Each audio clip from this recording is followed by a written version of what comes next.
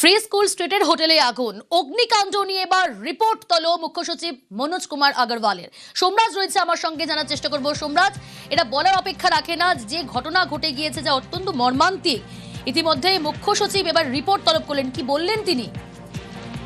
দেখো, যেটা সূত্র মারফত খবর, মুখ্য সচিব মনোজ কুমার আগরওয়াল তিনি ডিজি ফায়ার অনুজ শর্মা থেকে বিস্তারিত রিপোর্ট চেয়েছেন।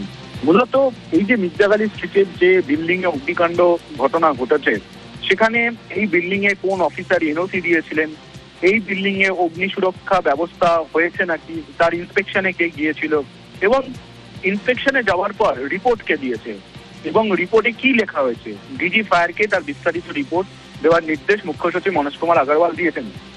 তুমি জানো, ইতিমধ্যেই তারাপীঠের যে অগ্নিকাণ্ডের ঘটনা হোটেলে, সেখানে দমকল দপ্তরের আধিকারিকদের গাফিলতি খুঁজে পেয়েছে রাজ্য প্রশাসনের শীর্ষস্তর, এবং সেখানে ইতিমধ্যেই একজন অফিসারকে সাসপেন্ড করা হয়েছে রাজ্য প্রশাসনের শীর্ষ স্তরের তরফে। এক্ষেত্রে মির্জাগালি স্ট্রিটের আগুন লাগার যে ঘটনা হোটেলে, সেখানে দমকল দপ্তরের কোনো আধিকারিকের গাফিলতি থাকলে সেখানেও কড়া মনোভাব নেওয়া হবে।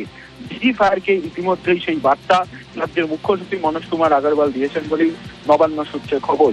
এবং সেক্ষেত্রে মনোজ কুমার আগরওয়াল এই বার্তাও দিয়েছেন ডিজি ফায়ারকে যে সরকার কড়া মনোভাব নিচ্ছে এই ধরনের ঘটনার ক্ষেত্রে। কোন সরকারি আধিকারিক তার গাফিলতি পাওয়া গেলে তাকে সাসপেন্ড পর্যন্ত করা হবে।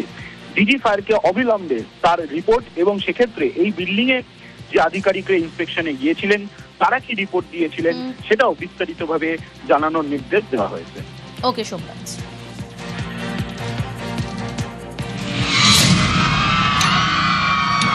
গেটের সামনে ছিল ফ্রিজ রাখা, বলে ওখানে আগুন লেগেছে। ওরা বাইরে বেরোতে পারেনি, ভিতরে ঢুকে গেছে, ভিতরে এগুলো সব মারা গেছে।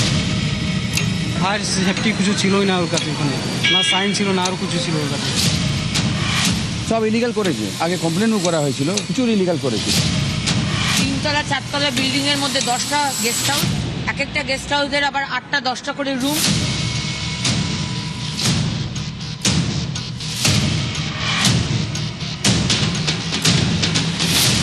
একটা फायर लाइसेंस नीचे गए। अच्छा, हम लोग तो अप्लाई कर रहे हैं, अगर आप लोग देने तैयार है तो हम क्यों नहीं लेंगे। যা তা করে ওরা চালা, লাইসেন্স আছে কি না ওটা কোনো অসুবিধা নেই। লাইসেন্স না থাকলে কি আর হোটেল এখানে করতে পারে? একটা 1 কোটি 2 কোটি দাম হোটেলের। পূর্বতন সরকার কি করেছে, পূর্বতন মন্ত্রী যিনি আমার জায়গায় ছিলেন তিনি কি করেছেন? দোষ দেওয়া নিয়ে আবার এক বছর বাদে আবার আমরা বিজেপির বিরুদ্ধে বলবো। তিনি তো মেয়রও ছিলেন, কি করে ট্রেড লাইসেন্স দেওয়া হলো? ট্রেড লাইসেন্স পাওয়া মানেই যে তার ইলিগাল করার অধিকার এসে গেল তা নয়। প্রত্যেকটা রুমের যেরকম অবস্থা, সব লোক মারা যেত, সবাই। ভাবুন আগের সরকার কিভাবে কাজ করেছে, ভাবুন। আমরা এসআইটি করছি, 5 মেম্বার হবে, ডিসিডিটি হেড করবেন। ভিতর থেকে আমরা 3-4টে বাংলাদেশি পাসপোর্ট পেয়েছি। 8 জনের আইডেন্টিফিকেশন এখনো তারা করতে পারেনি, তারা ধারণা করছে যে 8 জনই বাংলাদেশ।